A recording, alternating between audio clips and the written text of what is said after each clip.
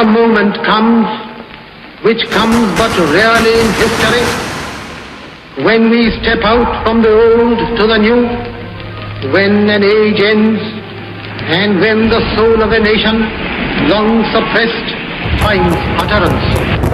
It is fitting that at this solemn moment we take the pledge of dedication to the service of India and her people and to the still larger cause of humanity. Hindustan की आजादी की कहानी, जंजीरों से जकड़े दिन और घुप काली अंधेरी रातों की कहानी। कहानी उनकी जिनके अनगिनत पीठ और कंधों पर चढ़कर आजादी का सूरज हिंदुस्तान के आसमान में उदित हुआ। 1857 ब्रिटिश औपनिवेशिक सत्ता का एक क्रूर, शातिर और दमनकारी चेहरा, ईस्ट इंडिया कंपनी। कंपनी ने सिपाहियों को एक नई किस्म की इनफील्ड राइफल दी। इसमें गोली भरने के लिए कारतूस को दांतों से काटकर खोलना पड़ता था। ऐसा करना हिंदू और मुस्लिम सिपाहियों की धार्मिक भावनाओं के विरुद्ध था, क्योंकि कारतूसें चर्बी से बनी हुई थी। और इन्हीं परिस्थितियों में अंग्रेजों के खिलाफ ऐतिहासिक विद्रोह का शंखनाद करने वाले प्रथम नायक थे मंगल पांडे।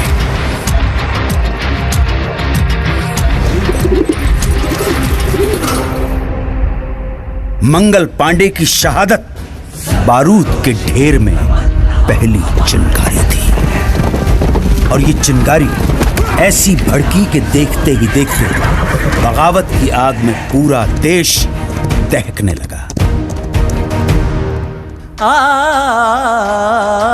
वक्त आने पर बता देंगे तुझे आसमां, हम अभी से क्या बताएं क्या हमारे दिल में है।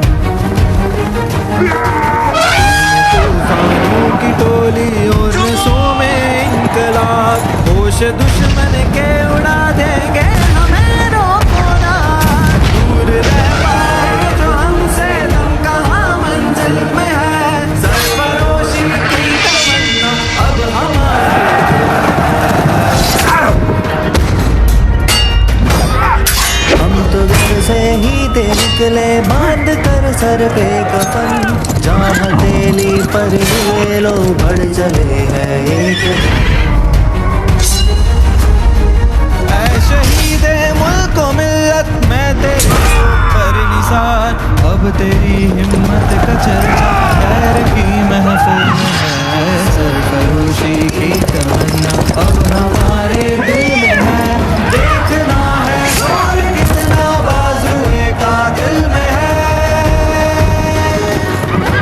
हाथ जिनमें हो जुनू कटते नहीं तलवार से, सर जो उठ जाते हैं वो झुकते नहीं ललकार से।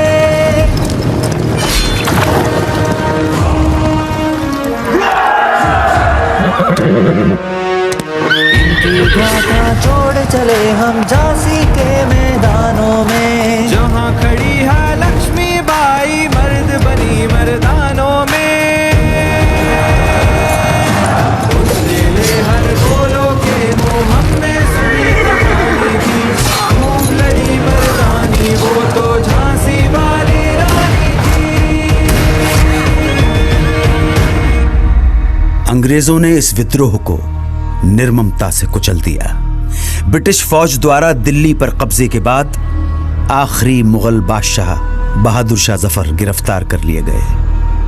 लाखों हिंदुस्तानियों को बर्बर तरीके से मौत के घाट उतार दिया गया। इसी के साथ स्वतंत्रता संग्राम के इतिहास में एक युग का अंत हो गया। वो खून कहो किस मतलब का जिसमें उबाल का नाम नहीं, वो खून कहो किस मतलब का आ सके देश के काम नहीं। लिए हथियार दुश्मन ताकने में भाव कर, और हम तैयार है सीना लिए अपना इधर।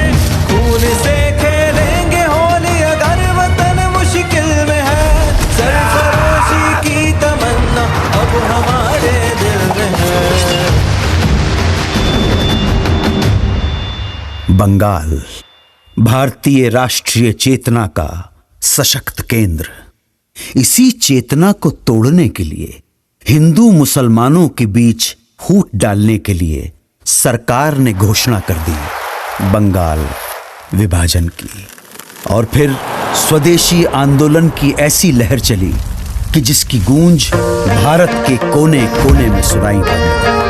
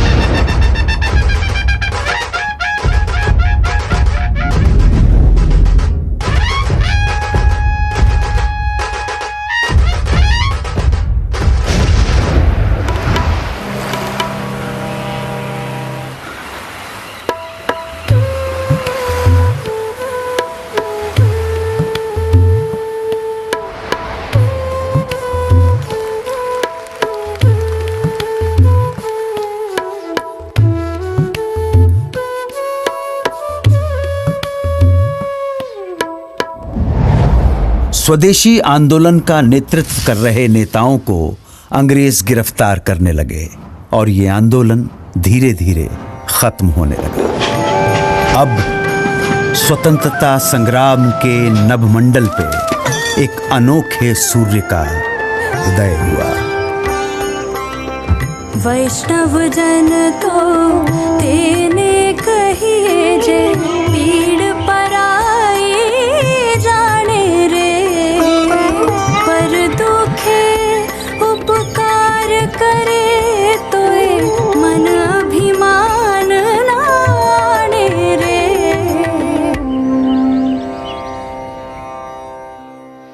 1919 की बैसाखी। इस दिन कुछ ऐसा हुआ जिससे पूरे देश की आत्मा सिहर उठी। खींच कर लाई है सबको कत्ल होने की उम्मीद, आशिकों का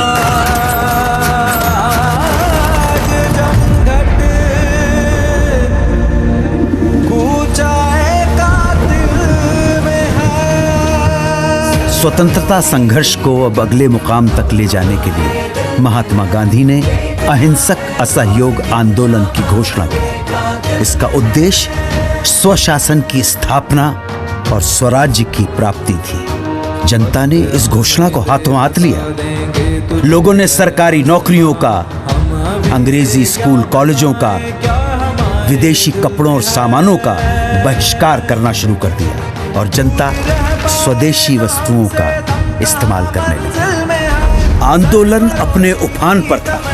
तभी गोरखपुर के चौरी चौरा में एक जुलूस के दौरान प्रदर्शनकारियों और पुलिस के बीच हिंसक मुठभेड़ हुई। इसमें 3 प्रदर्शनकारियों और 22 पुलिसकर्मियों की जानें चली गईं। हिंसा से आहत होकर गांधी जी ने असहयोग आंदोलन वापस ले लिया। इस फैसले से देश के एक बड़े हिस्से में मायूसी छा गई। उन्हीं दिनों गरम दल क्रांतिकारियों के इरादे कुछ और ही इशारा कर रहे थे। हाथ जिनमें हो जुनून कटते नहीं तलवार से, सर जो उठ जाते हैं वो झुकते नहीं ललकार से, और भड़केगा जो शोला सा हमारा दिल में है, सरफरोशी की तमन्ना अब हमारे दिल में है। एक तरफ देश जहां विदेशी शोषण और दमन से लड़ रहा था, वहीं दूसरी तरफ छुआछूत जैसी भयानक सामाजिक कुरीतियों के खिलाफ बाबा साहेब अंबेडकर का सत्याग्रह जारी था। निर्दयी सरकार ने बारडोली के सूखाग्रस्त इलाकों में लगान पर छूट की बजाय उसे उल्टा बढ़ा दिया। तब सरदार वल्लभ भाई पटेल के नेतृत्व में किसानों ने सत्याग्रह का एक नायाब तरीका अपनाया। जब पुलिस लगान वसूलने गांव में आती तो उन्हें पूरा का पूरा गांव खाली मिलता। देश भर में स्वतंत्रता सेनानी अपना सर्वस्व झोंकने के लिए तैयार थे।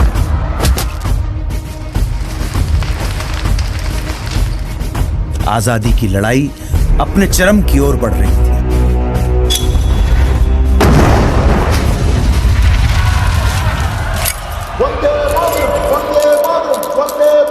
कांग्रेस के लाहौर अधिवेशन में तिरंगा फहराकर पूर्ण स्वराज्य की घोषणा कर दी गई। पूर्ण स्वराज्य का अर्थ था भारत की अपनी संप्रभुता। अब यहां से पीछे हटना नामुमकिन था।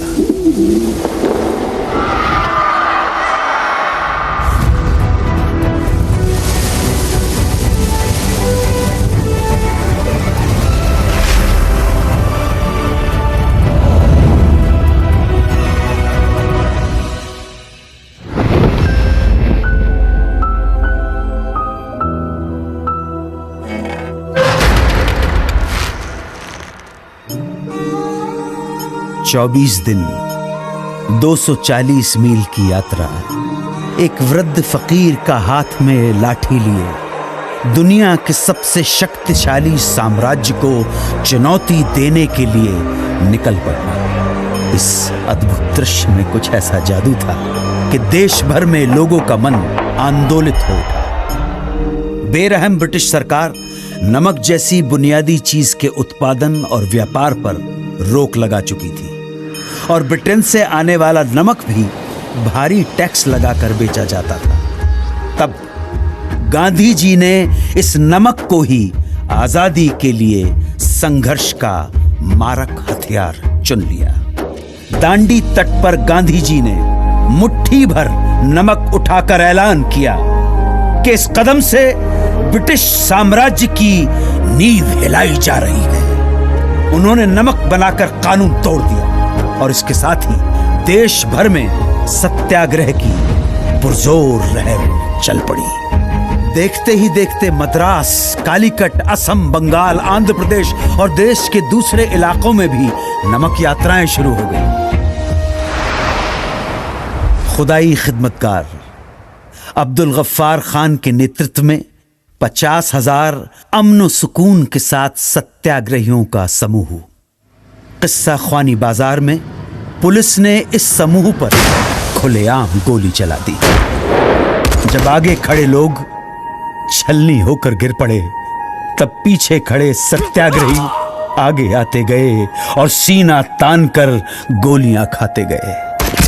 अहिंसा के इरादों पर अटल उन्होंने पुलिस पर पलटकर वार नहीं किया।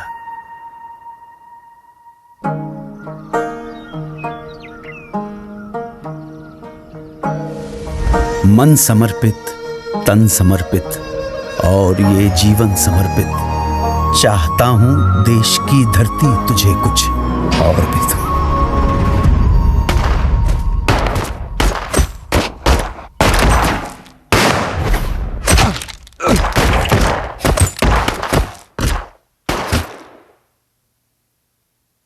इस रंग में रंग के शिवा ने माँ का बंधन खोला, यही रंग भी हल्दी घाटी में था प्रताप ने घोला। नव बसंत में भारत के हित में वीरों का यह टोला, दूर फिरंगी को करने को लहू में अपने घोला। ओ मेरा रंग दे बसंती चोला, माए रंग दे, ओ मेरा रंग दे बसंती चोला, माए रंग दे। इंकलाब जिंदाबाद, इंकलाब जिंदाबाद, इंकलाब जिंदाबाद, इंकलाब जिंदाबाद, इंकलाब जिंदाबाद,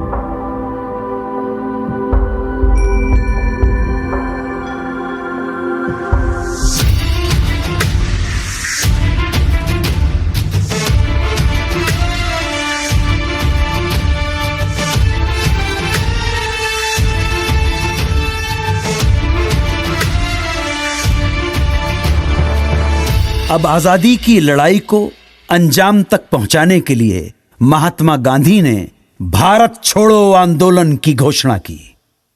उन्होंने देश की जनता को एक महामंत्र दिया, करो या मरो, या तो हम भारत को आजाद कराएंगे या इस कोशिश में अपनी जान दे देंगे। इस आह्वान के कुछ घंटों बाद ही सरकार ने गांधी जी को, नेहरू जी को, अबुल कलाम आजाद सहित प्रमुख कांग्रेसी नेताओं को गिरफ्तार कर लिया और तब दूसरी पंक्ति के स्थानीय नेताओं ने आंदोलन की कमान संभाल ली।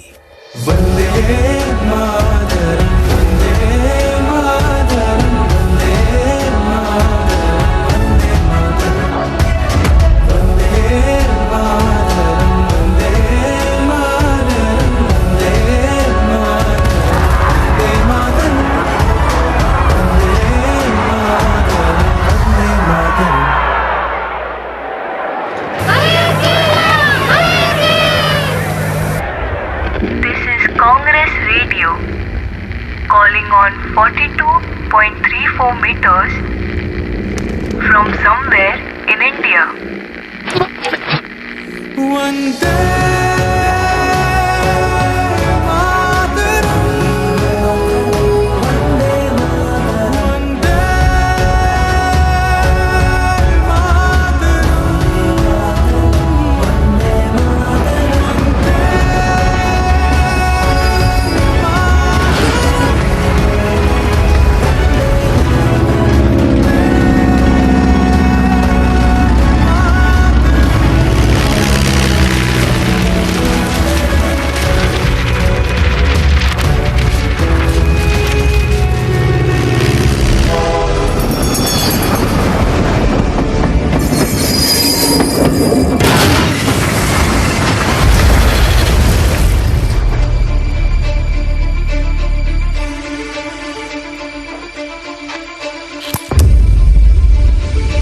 भारत छोड़ो आंदोलन एक निर्णायक बिंदु था।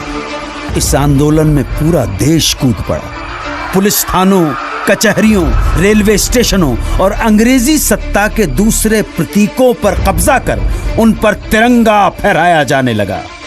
बौखलाई सरकार ने न सिर्फ लोगों के साथ मारापीटी की, न सिर्फ भारी संख्या में लोगों की गिरफ्तारियां हुई, बल्कि कई बार तो फौजी हवाई जहाज से निहत्थे लोगों पर गोलियां तक बरसाई।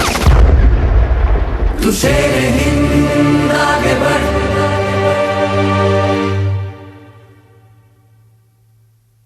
मरने से तू कभी न डर।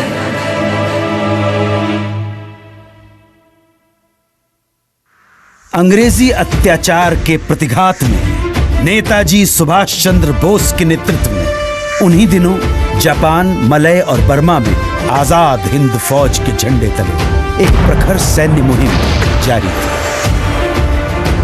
कदम कदम बढ़ाए जा, खुशी के गीत गाए जा, ये जिंदगी है कौम की, तू कौम पे तू शेर हिंद आगे बढ़, तू कभी न डर, ये दुश्मनों का सर, ये वतन बढ़ाए जा।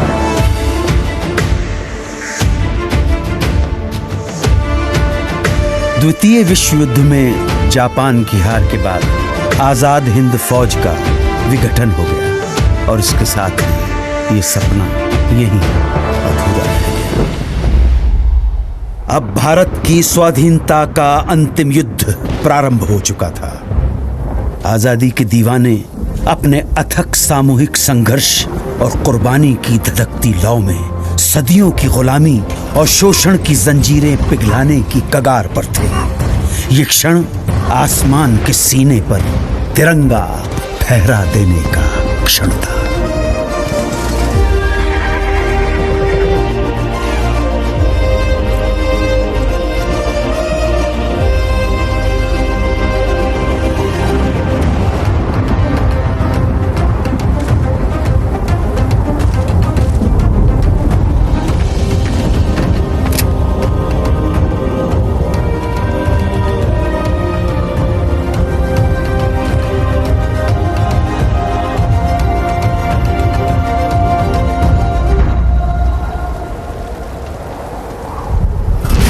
Long years years ago, we made a tryst with destiny, and now the time comes when we shall redeem our pledge.